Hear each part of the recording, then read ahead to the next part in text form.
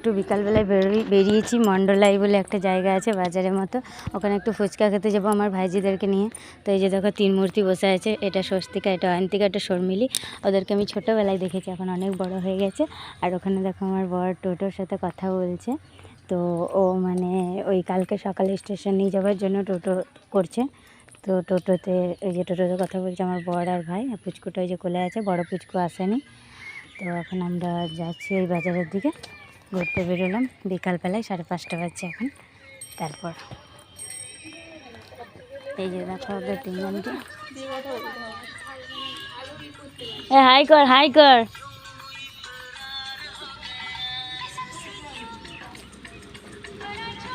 দেখো কি সুন্দর রাস্তাটা দেখাচ্ছে, লাগছে।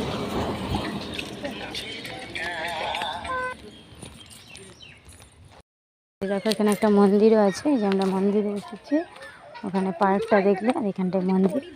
যে দেখো কি সুন্দর মন্দিরটা, মন্দিরটা। কোথায় ছিলে দুষ্ট ছেলে?